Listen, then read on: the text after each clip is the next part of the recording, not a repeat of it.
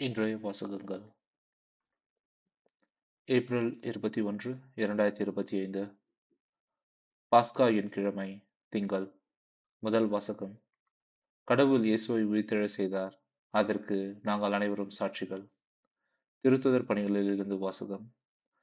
பெந்தகோஸ்து நாளில் பேதுரு 11 சேர்ந்து எழுந்து நின்று உரத்த குரலில் அவர்களிடம் பின்வருமாறு கூறினார். யூத மக்களே, எருசலேமில் வாழும் மக்களே, இதை தெரிந்து கொள்ளுங்கள். எனது சொற்களை கவனித்து கேளுங்கள். இஸ்ரேல் மக்களே, நீங்கள் இந்த வார்த்தைகளை கேளுங்கள். கடவுள் நாசரேத்து இயேசுவின் வழியாக உங்கள் நடுவில் எல்லா வல்ல செயல்களையும் அருஞ்செயல்களையும் அடையாளங்களையும் செய்து அவரை இன்னார் என்று உறுதியாக காண்பித்தார். இது நீங்கள் அறிந்ததே.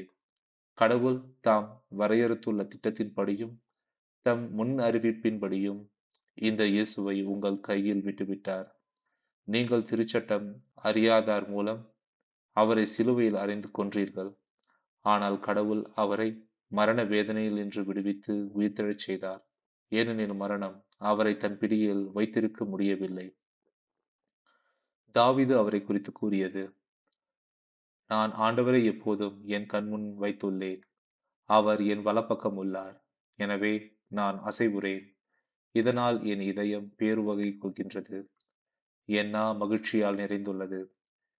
என் உடலும் எதிர்பார்ப்பில் நிலைத்திருக்கும். ஏனென்றால் என்னை பாதாளத்தில் ஒப்புவிக்க மாட்டீர்.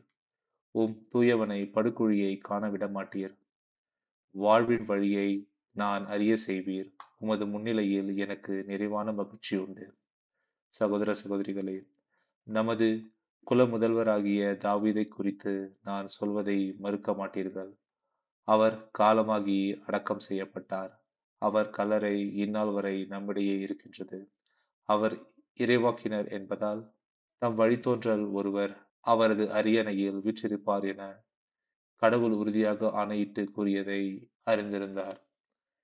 அவர் கிறிஸ்துவின் உயிர்த்தெழுதலை முன்னறிந்து அவரை பாதாளத்தில் ஒப்புவிக்க மாட்டீர், அவரது உடல் படுகுழியை காணவிட மாட்டீர் என்று கூறியிருக்கின்றார். கடவுள் இந்த இயேசுவை உயிர்த்தெழச் செய்தார். இதற்கு நாங்கள் அனைவரும் சாட்சிகள். அவர் கடவுளின் வலப்பக்கத்துக்கு உயர்த்தப்பட்டு வாக்களிக்கப்பட்ட தூய ஆவியை தம் தந்தையிடமிருந்து பெற்று பொழிந்தருளினார். நீங்கள் காண்பதும் கேட்பதும் இதுதான். இது ஆண்டவரின் அருள்வாக்கு. இறைவா உமக்கு நன்றி. பதிலுரை பாடல். பல்லவி. இறைவா என்னை காத்தருளும், உம்மிடம் நான் அடைக்கலம் புகுந்துள்ளேன். இறைவா என்னை காத்தருளும், உம்மிடம் நான் அடைக்கலம் புகுந்துள்ளேன். நான் ஆண்டவரிடம் நீரே என் தலைவர் என்று சொன்னேன். பல்லவி.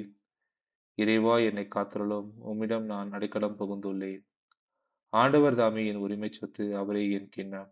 எனக்குரிய பங்கை காப்பவரும் அவரே. எனக்கு அறிவுரை வழங்கும் ஆண்டவரை போற்றுகின்றேன். இரவில் கூட என் மனச்சான்று என்னை எச்சரிக்கின்றது.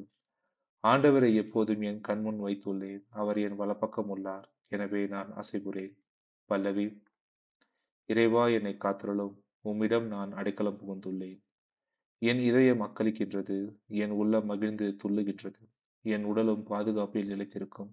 ஏனெனில் என்னை பாதாளத்தில் ஒப்புவிக்க மாட்டீர். அன்பனை படுகொழியை காணவிட மாட்டீர். பல்லவி. இறைவா என்னை காத்தருளும், உம்மிடம் நான் அடைக்கலம் புகுந்துள்ளேன்.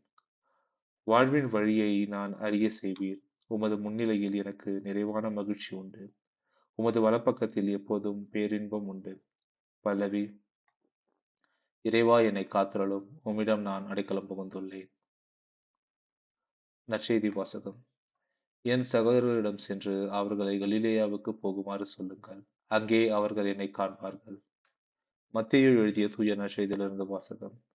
அக்காலத்தில் கல்லறையில் இயேசுவை காண வந்த பெண்கள் கல்லறையை விட்டு விரைவாக புறப்பட்டு சென்றார்கள். அவர்கள் அச்சமுற்றாலும் அதே வேளையில் பெருமகிழ்ச்சியுற்றவர்களாய் அவருடைய சீடருக்கு அறிவிக்க ஓடினார்கள்.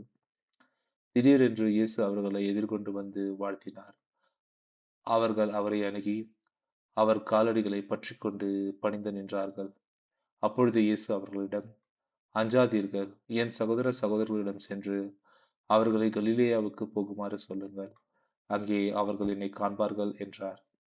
அவர்கள் போய்க் கொண்டிருக்கும் பொழுது காவல் வீரர்கள் சிலர் நகரத்துக்குள் சென்று நிகழ்ந்தவை யாவற்றையும் தலைமை குருக்களுக்கு அறிவித்தனர்.